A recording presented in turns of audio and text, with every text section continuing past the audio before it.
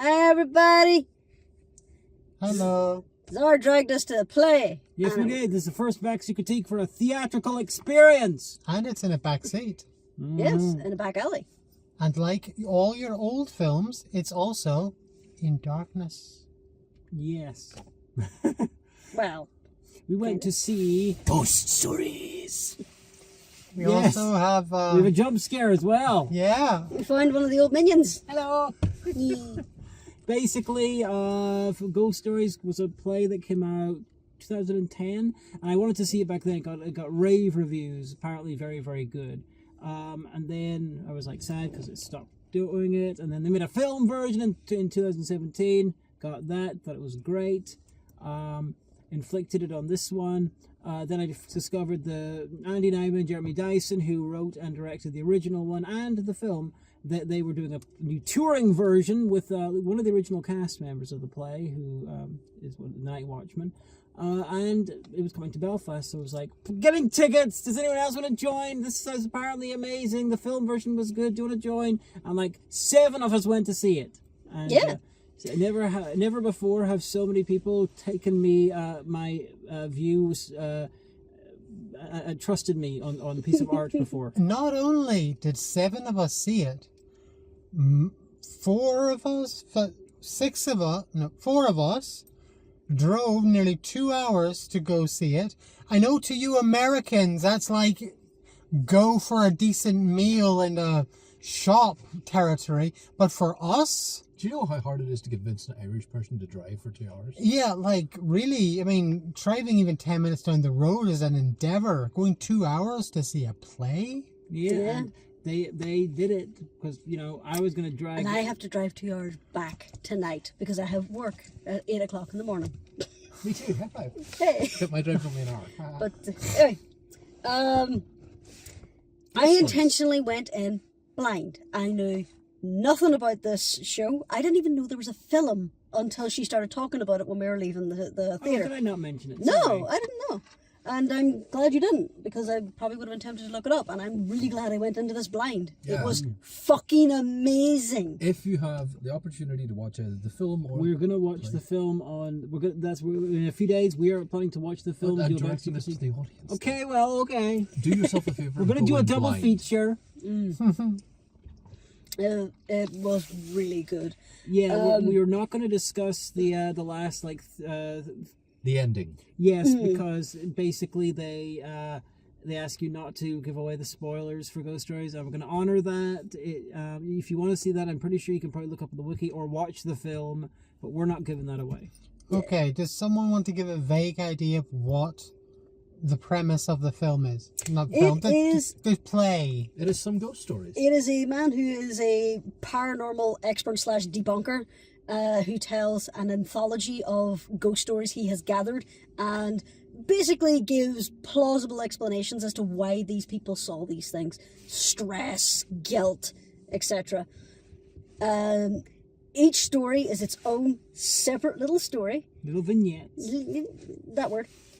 And that's pretty much it. They each culminate in setting up the story, the spookum, and then the blah. But the thing I really loved about the stage show, was the effects. A stage manager would have loved this. Like, I'll gush about this in a minute, but... Yeah, it was incredibly simple, but incredibly well done for a lot of it. Yeah. They built the tension very well. The actors were allowed to breathe on stage, not clearly running from one set piece to another, just to keep the stage manager happy.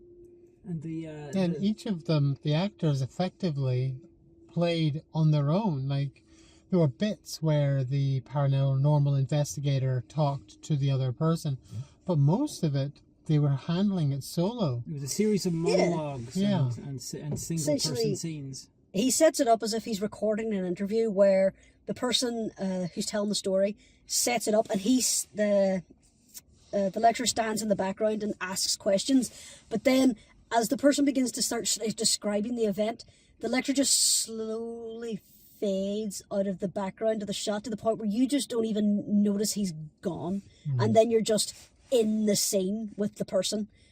they're no longer telling the story, they are acting the story. And very cleverly, the set moves a lot. There's like several sections to it, so whenever like you see part of it, then it goes like that, and you're dealing with the other part. And while you're on that part, this part then gets rearranged. So, people can't stay chance come out and replace all the stuff, so it goes back. Then it's a new place.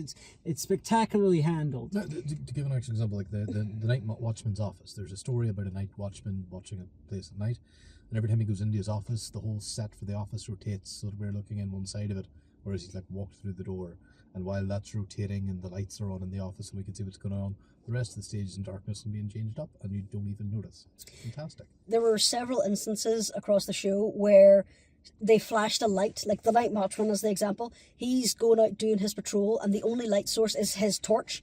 He intentionally flashes the torch out into the audience to shield the fact that the entire set is changing behind him. When he turns back round, it's a completely different set.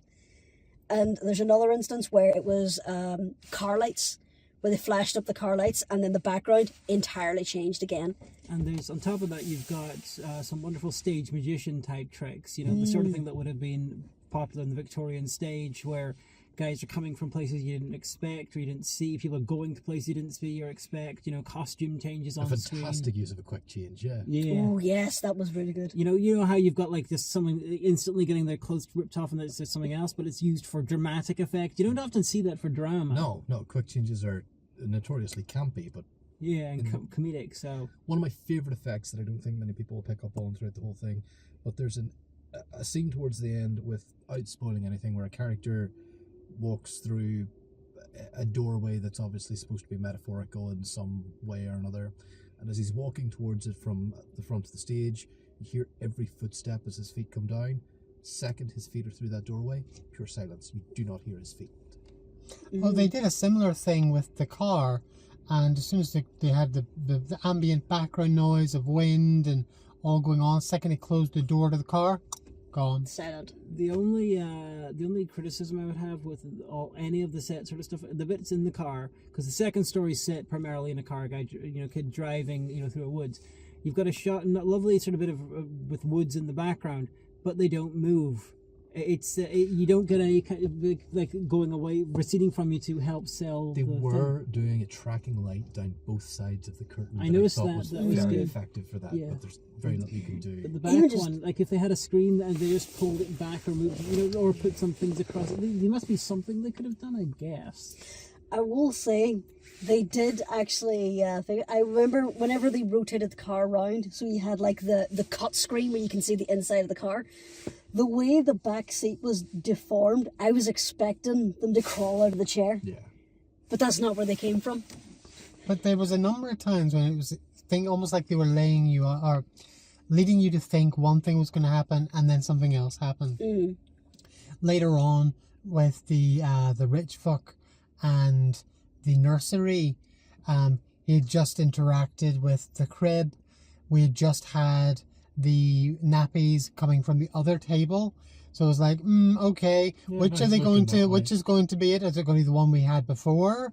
No, too obvious. And he goes and interacts with the windows. Like, okay, there's the wild card. Say, oh no, he's just interacting with the window there. It's not going to be the window. And then you think, okay, no, go back to one of the other ones. Nope, then the window. Yeah. So just keep trying to keep you guessing what you're meant to be focusing on, which again plays into their visual tricks and not making it too obvious. There was one instance, like there was a few like jump scares where you're like, oh, loud noise. But there was one instance that genuinely freaked me out. And I'm not going to say what it was because spoilers, but they had basically drawn your eye like to the object. A character interacted with it and then walked away, taking something away from them, and then the whole focus just shifted away, so that it looked like that was done. The scene was done with that, and then just no.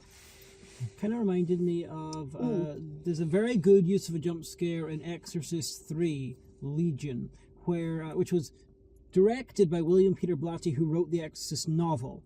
But there's a fantastic jump scare where you've got the Legion killer has been killing people, blah blah blah blah blah going on. You've got this nurse, and she's for like several minutes she's just going into doing her rounds, and it's just a static shot, and we're just she's doing stuff.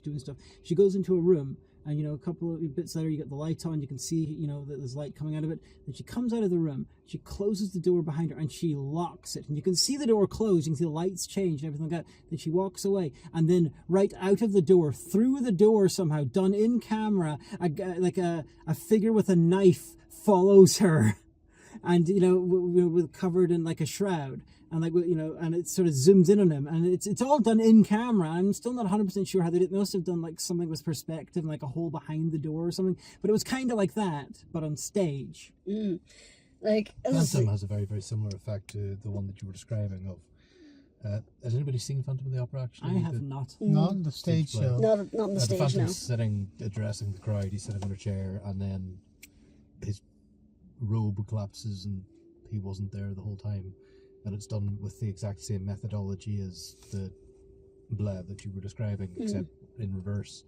And it's the only jump scare in Phantom, to be fair, but it's fantastic. I will gush about the prop work all night if you let me, but the way that they just perfectly set it up, you could almost envision that you're watching a film and suddenly you're just in a different scene, just by the slight rotation. The car one was the best example of this, because just the car rotated around in different parts. And so at one point the car was face on. When the car was facing to the right of the stage, then it was just a car facing to the right. But when the car was facing left, it was a cross section, and you could see right through the vehicle. And then, of course, they rotate around and reveal that the car doors suddenly open to stay in the car. Fuck Glad! I will say, the woman in front of me, I swear to fuck, she must have she jumped the height of herself. Her sweets went on the floor whenever that guy went over the car. Like, that scared the shit out of her. Her Maltesers were fucking everywhere. The one detrimental, two detrimental things. Number one, somebody needs to check the gain levels in that sound system, because our audio was not coming through as intended. Yeah. Number two, it may be because I've seen the film for this and I'm subconsciously attributing it as such, but as somebody who's seen so much horror, I was able to time the beats. I knew when the jump scares were coming. At the end, I was kind of into myself, just go 3, 2, 1, boom, yep. It's not unpredictable. It's not a story out of left field that will confuse you and this, that, and all. It's a scary evening of ghost stories, and it was fantastic. Very well acted, very well done. Yeah, the audio is really the only big criticism to it, but that might be a case of maybe the Belfast, Opera House doesn't usually deal with sounds as loud as that, and so they're not set up for honestly, that kind of thing. I think that bit at the start and the end with the loud music, I think that was intentionally distorted, because I've been in there before for performances and it has been crystal clear. They have a fantastic sound Yeah, system. so I'm pretty sure that those were intentionally distorted. Of course, this means we have to go to see it again at some point, and we can find out. Or you could just become a nerd like me and start going to the theatre more often. No, I want to watch Ghost Stories again. But I will say they had a really good decision not to have an intermission, because if they had had a break halfway through that, it would have ruined the atmosphere. The entire thing was a surgical adrenaline spike. It was fantastic. They couldn't do an intermission. Everybody would have chilled out and come back in the giggly mood they were in at the start. Nah. Yeah, and throw into that people were locked in. It was effectively made it clear if you leave the theatre for any Can't come reason, back you're in. not allowed back in. That was a rule that Hitchcock used in some of his films, like as a gimmick. But in that's the a 50s good way of and 60s. avoiding, because if people were like getting up and walking past people, you can imagine that would definitely spoil the atmosphere. So I Also, imagine that was why. the amount of light tricks they were playing in the audience would have been a safety issue as well. If someone was up trying to walk around and then that torch flashed them in the face. Well, not even that. If they're trying to do... While it was a very simple set design and very straightforward that way, that was one of the most complicated on-stage light productions that I've seen since I went to a Queen concert. Famously very, very complicated light design. I'm not just making that up. But opening the doors and stuff out into the auditorium while they're working with pitch blackness, while they're working with like a 20-watt bulb being the only thing lighting the entire auditorium, it's just going to kill the whole vibe. Oh, You're yeah. going to see everything if somebody's opening the door out to the hall and letting light in. The lighting on the stage was surgical. It was beautiful how they just directed the light sources perfectly to light up what it wanted you to see and obscure everything working in the background. The stage crew was silent as well. Like, half the time whenever you go to these stage productions, you can hear the stage crew moving everything around. Not a peep. Nothing from the stage crew. They were fantastic. That might have been the point of the loud sounds. Yeah. Did anybody notice when his shoes came off? Yes. When did that happen? That happened at the last section. Just the last section? Yeah, the last section he walked out without his feet, and I know exactly why they did that. But I'm not going to say it because spoilers. Yes. I will tell you when the camera's off. Because we had this conversation as well. I didn't even notice the shoes. Anything It was to do with the shoes. blatantly obviously noticed. But did you notice how, as the thing was going on, every time he came out, there was just something off? Yeah. Like, first time he came out, neat, well-dressed and all that there. Second time he came out, he looked a little less neat, a little dishevelled. Third time, the jacket was open. He takes a drink and then just...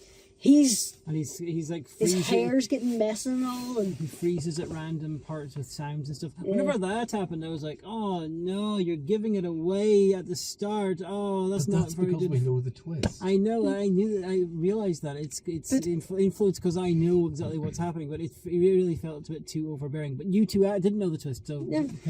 Did that have an impact on you? The fact that he followed those up immediately with jokes and quips about how people things play tricks on your mind kind of distracted you from that, but it was also like in the back of your mind going, something's off here. It is a very interesting thing on a second watch of the story, not a second watch of the play or anything, but knowing the beats and everything and having internalized some of them.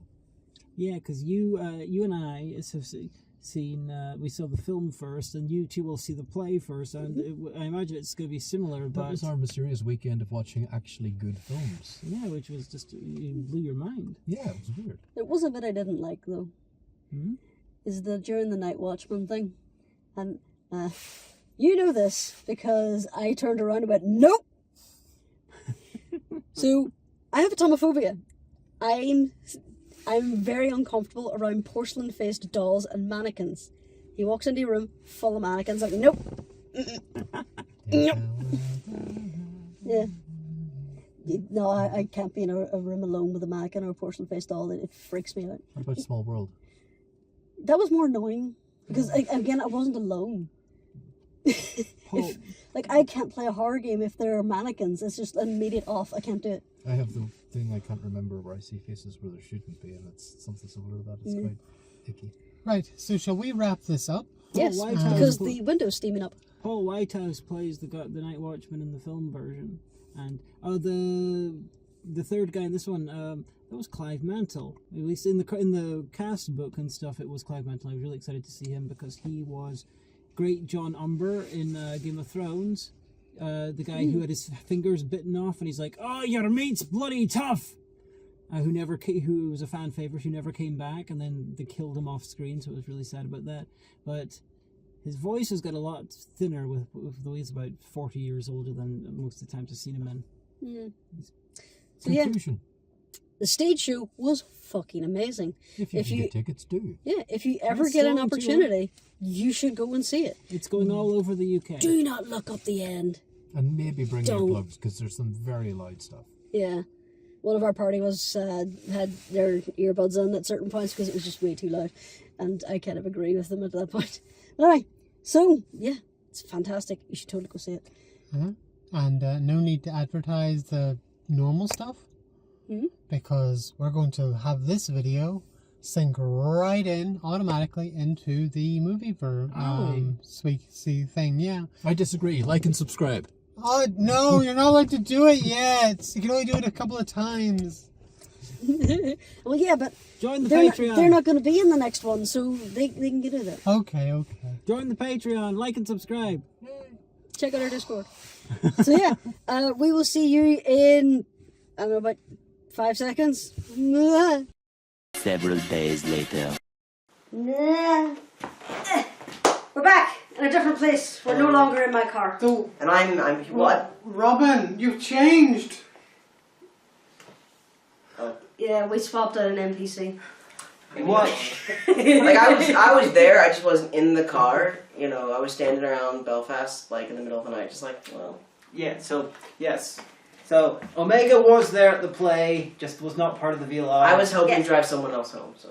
So now this is 2 days later, and we've just seen the film version of Ghost Stories, which is the first version I saw, like 2018, something like that.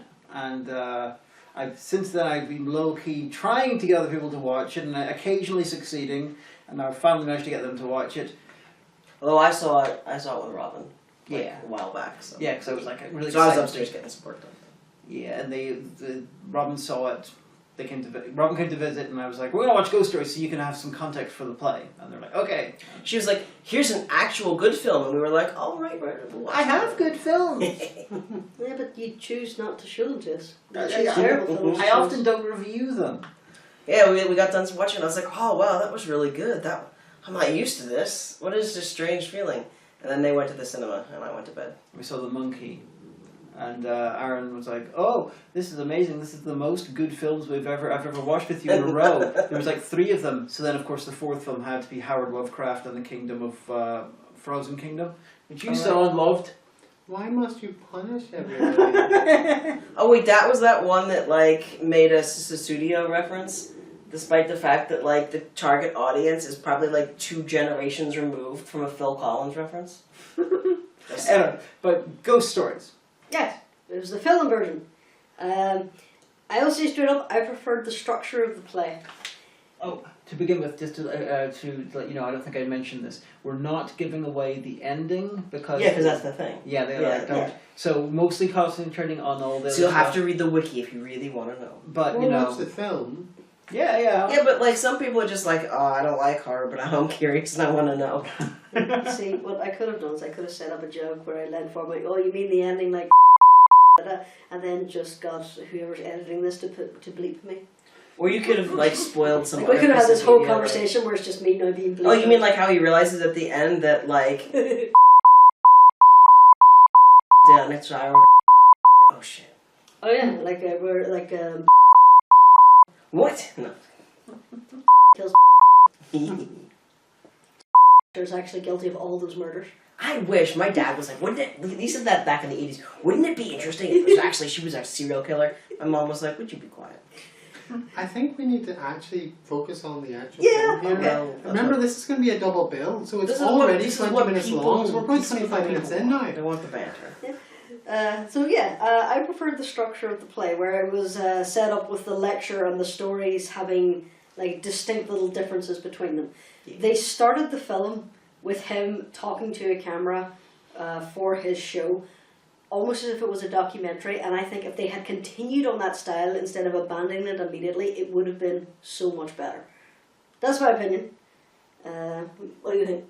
I mean, personally, I agree that I preferred the play to the film. I think I would have enjoyed the film if we had watched this first. But I wouldn't have been blown away by it. We're not talking about the ending, but the ending was a nice surprise. There were elements that came out of nowhere. And bits that were very well executed. Martin Freeman was excellent, for example. But yeah, I agree. The structure was fine. I see why they made a lot of the choices they did, and tons of little. The fact that we watched the film after the play, means that I better understood what to look out for. So I was picking up on Easter eggs I obviously wouldn't have if we had watched the film first. But on the flip side, if we watched did the play after the film, I would have picked up on the things as the play went As you on. could see, Yeah. like I complained, like I felt they were giving it away too easily in the play. Yeah. So yeah, I enjoyed it. I like the fact that we've now watched both. But yeah, I did overall prefer the play. You don't often get to see a bit of work that's in two different. You get to see a bit of work that is in 2 different genres, but has been adapted and made by the same people in both. 2 different medias. It's the same genre. Yeah. Yeah. Two different medias, and they completely they adapted it themselves. The same people made the original, then they adapted it, and then they made the other version. Bet when they were making the film, I thought, oh, we can just use jump cuts for this part. That'll be so easy. We need to create this giant rotating car. Why? We can just move the camera further down the road. It's like the Radiohead. One of the I didn't pick up on this until watching them, this version, because I've seen this multiple times, but always like 6 months or a year apart. And I only picked up on it in this bit that the play is a proper ghost train, where you've got and where you've like. The professor is jolly most of the time. You got the stories, and you're just doing doing the fear stuff, and then you got at the end that gives it context, and you're like, oh, well, this. And then there's the audience participation part at the beginning. Yeah. Well, he's like, raise your hand if you believe in ghosts, and we're all like. While this one is like, it's more like a sad drama version of the same events rather than just a fairground ride. Yeah. Like, there is some context you would miss that was given in the play. Like, Martin Freeman mentions a bit near the end that is just glossed over in one sentence, whereas in the play, the character of the banker lays on the point to, like, really set the point home. I would have missed that if I had just watched the film. I will clarify what I mean after this because it's a spoiler at the end. And I don't want to spoil it because it's a really good end. So watch it. Yeah. Although, looking at comments from people on Reddit, a lot of them really hate the ending. The ending seems to be either love it or hate it, with most people loving it. Really? Yeah. I think it's one of the best endings of, it's a fantastic ending. Yeah, there are some people who I just don't get it. There was a comment that you made about the car sequence, where there was a difference between the show and the film that wasn't clear on the stage show. So I'll let you talk about it. Yeah, very much. So in the film here, it's very clear that he had a demon, because we saw a demon when he comes out of the car. And could be. Oh my God! It could be a satyr or a fawn. On the other hand, in the play, I got very much the impression. Hey, no side conversations. I'm talking to the people. But I had to make a dick joke. In the play, it was much more clear, at least in my book, that he had a person. Or a ghost, as it would be, because it's ghost stories.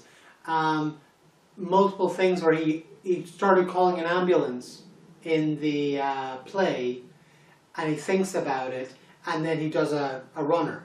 So it very much changes the view of the character and the following events and the confusion. Whereas in the film, it's much more it's a demon, and then the car happens to break down. So his behavior is much more. See, I thought the car broke down because of engine trouble because of the collision. So maybe it ran out of fluid or something. And in the play, that's the impression I got. But in this, it's more supernatural feeling. The reason that it's a little bit more nebulous in the play, I think, is because it's a lot harder to make the audience, in very quick bits, to see definitely what it is, and so they leave it more nebulous. Well, this one. I think they could have done that in the film. They could have, but they chose. They chose not to. Which I think was a mistake. I think the demon thing was the intention of the play, but they left it nebulous because it was harder to get across. And the Night Watchman wasn't watching porn in the film. Yeah. Yeah, no, that's true. He's also much more vitriolically racist. Yeah, he was a much nastier piece of work in the film. In the play, it seemed more like cheeky tongue-in-cheek, not actually intending harm. But it was just no, this is just more vitriolic. It depends on, that's partially down to the actor choice, because the one we saw, that was the guy who played the Night Watchman in the original run in 2009. It reminded me of Del Boy for some reason. Yeah. But in this one, he's much sort of nastier, but also they included the scene with the priest, which indicates that he's improved and he's got better, so they were trying to get across that his life has been improved by his experience. Well, yeah, granted you say that, but most of the things that make me feel he was asshole piece of work was from his interactions with the professor. Well, yeah, which is clearly recent, so he's not entirely improved. He hasn't entirely improved. What I meant was he's trying to improve. He's, you know, it's very hard for people to change, but like he's making an effort in areas to be a better person. I think the kid that played the kid in the film in the play did a really good a job as a kid in the film. Yeah, the it's harder to tell in the play because you're much further away and stuff like that. But his mannerisms were really good. And the one in the play, Alex Lothar played him. That is a spectacular performance of a person having a breakdown. The only problem is that he's just as freaked out before anything bad happens, which indicates to me that was a stylistic choice, that the characters are not meant to grow and change. So maybe well, that also allows you. I mean, okay, looking at this. Hold on. As gonna put the mental health professional hat on. So as a mental health professional, because you have to understand that his character is supposed to be coming at this from a psychological perspective, you have an individual who is quite obviously in very severe, very clinical high-risk distress. Yeah. That this is someone through their personality, through their family situation, they are not well. Yeah. So they are already, and he even said it, they are carrying so many different stressors that they are primed for some kind of peripsychotic event. Yeah, like so like someone who's already of a really nervous and paranoid disposition are more likely to see things that aren't there. So that's like basically saying that, like, really, I mean, he even comes out and says it in the play. Really, can you blame this kid for fucking cracking? And so like I really did like that. Not the implication that whatever this person saw created this constellation of symptomology that we see when he starts to tell a story, but rather he was always like this. Wow, okay, it really makes sense. That's the interpretation that makes much more real world sense. The other interpretation, which I was going to go into, this is much more of a sort of a filmy type one. That because he's stuck, basically, I'm trying to explain this without giving away anything for the ending. That characters in the stories can't change because of the reality of everything. Just because they are that they no because here's the thing, and it does make sense as well without saying the ending, because they are being presented as case studies. They're being presented as this static bit of data, what we call cross-sectional data. So if I was to give a survey and to do an analysis on data I've taken from a survey, that is cross-sectional data. That means that is a snapshot of someone's thoughts, feelings, emotions, opinions, whatever, experiences at the time that you took that survey. And you always mention in your limitations, of course, this does not imply change over time. Because to do that, you'd have to be taking the same information at regular intervals, or, time 1 and time 2. So that does make sense that there's no growth or change, and you don't need to talk about growth or change because they are case studies, they are static, and they are cross-sectional in nature. You're regretting getting down to me. I thought of that element. No, the thing I cannot think of a way to explain my point without giving away the ending. That automatically means I win. If I end up doing a ghost stories, I might do a video on the symbolism in ghost stories, just my interpretations of a lot of different parts of it. I'll go into it there. Depending on when I get to put this up, that might already be out. That might already be out. If it's already out, make sure to look it up. Because, the Backseat Critiques go up once every week, and we do a whole big backlog. Check the doodly-doo. If it's up already, then there'll be a... Once every 2 weeks. It's once every 2 weeks. Check the doodly-doo. If it's up already, I'll make them put a link in the chat for you. If not, just check the channel back every now and again. And if you check the channel back every now and again, you should watch the flubs or some of the shorts, and all or just force other people to watch it. Watch everything. Yeah. The big have a Hagan phone. You might come across the fun review where I talk like this. Stop insulting the South. They're heavily armed. Misty said it was okay. Go ahead, say. The biggest change in this is the inclusion of an extra character. Dr. Cameron, which I did not like that, to be honest. I really liked the inclusion of Dr. Cameron. I didn't. I thought it was very forced, to be honest. I mean, empirically that's the case, but for spoiler reasons that we can't mention. Yeah. But But your suggestion that they could have done it instead of a drama, doing it as a documentary, that would really have worked. I'd love to see an alternate version like that. I will say the transition where there's a transition where Martin Freeman is just so delightful. He points at a torch on the shelf, and they're like, "What? Do one?" And I can't quite tell when exactly they made the scenery switch. I think it was. I think when he first points at it, it's the actual background, and then when he's like, "Oh," that's when they made the scenery switch, and then they basically alter the background, and it's just the delight in Martin Freeman's face in this. It's so fun. I feel like they were like just go ham, just do whatever you like. You know, you're famous and you're giving us the time of day, so just have a ball with it. Seeing that scene there without having read the wiki, without having any context whatsoever, you know, without having seen the play, it was like what the fuck. Yeah. What else? But yeah, I prefer the structure of the play. It was really well done. But also, I just can't get over the effects in the play because they were so fucking good. Yeah. In this one, it was just, there was nothing new film-wise or effects-wise. It was all standard fare. Not going to complain, it was well done when it was done. Nothing? There was stuff that was new compared to the play, but you just mean there was nothing unexpected that you hadn't seen before in film? Yes, that's what I mean. I'm talking about the actual technique of filmmaking. Because you know I like to comment on things like that because those things can't I just wanted happen. to confirm for the audience. For example, there's no. They had their zoom cuts. They had their little occasional shaky cam. They had the things moving in the background just over the shoulder and out of focus of the characters. They had. There's nothing like groundbreaking in terms of Some good switches between cinematography. practical and digital Yeah, stuff. yeah. Yeah, that's always nice. But just on the basis of that, just the sheer impressiveness of the prop work and the set work on the show is just Seeing the exact stuff on play and in film is much more impressive in play because they're doing it in front of you live, using all kinds of tricks. While this one, it's more standard fare. Like when I haven't watched the film, I was like, how are they going to do some of this stuff on the play?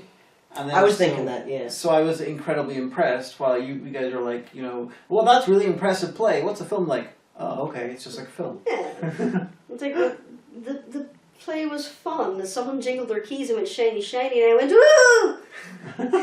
It was really great because I've seen the film. I knew where all the jump scares were, so it was really interesting watching the reaction of the audience and like people just losing their shit because people in Northern Ireland are not quiet about their emotions during films. Did you see the woman in front of you who lost her Maltesers? I talked about this in the review of the play, but there was one jump scare I genuinely was not expecting, and it did actually startle me. The point where I just went full on and grabbed their knees, it startled me. But the woman in the row in front of me jumped, and she had one of those big bags of Maltesers, and just the Maltesers were wee. I had a wee bag of dried mango that I bought at the thing, and I realized that because what they were also using, you know, sound cues as well, and I realized at one point I was like accidentally like squeezing these dried mangoes, and I was like, oh, that's gonna be nasty. I better put that in my pocket. Yeah, back to the film because we've diverged off into the play again. It's very much the film version of Inside Number 9, even though they don't share any creative DNA. Although Jeremy Dyson, writer-director, was a member of the League of Gentlemen and two of the League of Gentlemen, Reece Shearsmith and Steve Pemberton are in charge of Inside Number 9. So they're like distant cousins creatively, but yeah, if you cast Pemberton and Shearsmith in this and you called it Inside Number 9 the movie, it would work perfectly. I think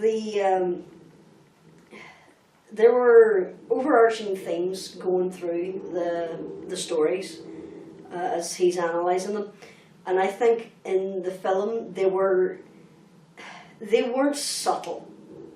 Like in the show, you wouldn't have really caught them unless you thought back as you were going along. But in the film itself, they were very blatant. They weren't subtle at all. But I don't know whether or not that's because they weren't being subtle, or the fact that I knew what to look for?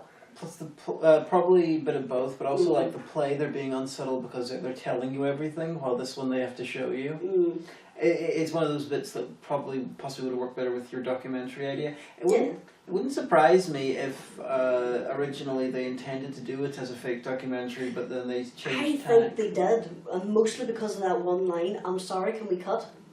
Like that line wouldn't have that wouldn't still be in there at that point. But yeah, they were keeping elements of that they know that. Because if at that point, if he says, "I'm sorry, can we cut?" and then it just turns out that there's no camera crew, and that this documentary's been. I think that was intended here. I think he was being set up. It was a joke. It was like candid camera type thing. That's what I took from that. But he seems to he does like a half turn, and then turns fully to look at the same spot before he says the line, as if he is directly talking to someone. So I think originally the plan was to do the documentary angle, and then they just changed it. It could have been repurposed in that area. I mean, it's possible, and that would have worked spectacularly as reveal in a kind of. They did something like that in WandaVision. But obviously this was before WandaVision. Yeah, I've forgotten most of what happened in WandaVision, beyond. But overall, if you can't get to see the stage show, I would watch the film, because it's still a good story. Probably streaming somewhere. Yeah, it is a damn good story, and I would definitely recommend it. I got spoiled to seeing the play first, so that's not the film's fault. The film's still a good film. Funny I made the comparison to Inside Number 9, because back in 2010 there was a brief run where Reece Shearsmith, Papa Lazarou himself, played Professor Goodman on stage. And I'm like, I would have loved to have seen that. Fair enough. So, final thoughts? Yeah. If you have the opportunity, go see the play. If you don't, get the film. Well, it's the last showing in Belfast tonight, so you better run. The current might be a wee bit lit by the time this comes out. the current tour, but there's revivals every so often. Like the original one was West End, that was 2019. Then there was some international. I know there was ones in Australia, so it pops up from time to time. And if you hear about it, go to see it. Alright. So, are there any other final thoughts you want to add? No, I've said my piece. You said your piece. Okay. Alright, now you get to say the thing that you weren't meant to say in the previous one, but you did anyway. I didn't. You did. Robin did. Robin and Zara and you all did it. I was the only one who didn't. Anyway, do your bit. Be sure to check out our Patreon and our Discord, where you can pop in and mock me for things I do in reviews, and judge me. You can do accents. I can do accents. I do them lovely, thank you very much. I'm so sorry, it was the only one I could do consistently over a long period of time. Right. Be sure to like, comment, subscribe if you're not. Share this with other people who have interest Join the Discord. I said Discord. Oh, sorry. I hope it. They don't trust me to do this. And if you hear about a remake of this I somehow missed, let me know. I'd like to watch another version. But especially comment, guys. Like this video particularly is going to be a different format to what we normally do with these. With the double bill factor, it's going to be longer than usual. So if you liked it, say down below, because it helps with the metrics, and also we like to hear from you because provide engagement so that AI knows that you love us. Yeah. We're sad. And if you're an AI, also do a comment, because we want to know that the AI loves us. I want to hear about your pussy in bio. No. Now you're going to have to censor the whole entire thing, and you can't monetize it. That's just the bad bots, right? I think we're probably okay, because it's like 50 minutes in, and She could have met their cat. Teddy can Pussy cat in bio. Teddy can Puss in Boots in bio. Yeah, see, this is the more meaning. we keep getting derailed. But he's he's voiced by your man. What's his face? Oh, the Spanish guy.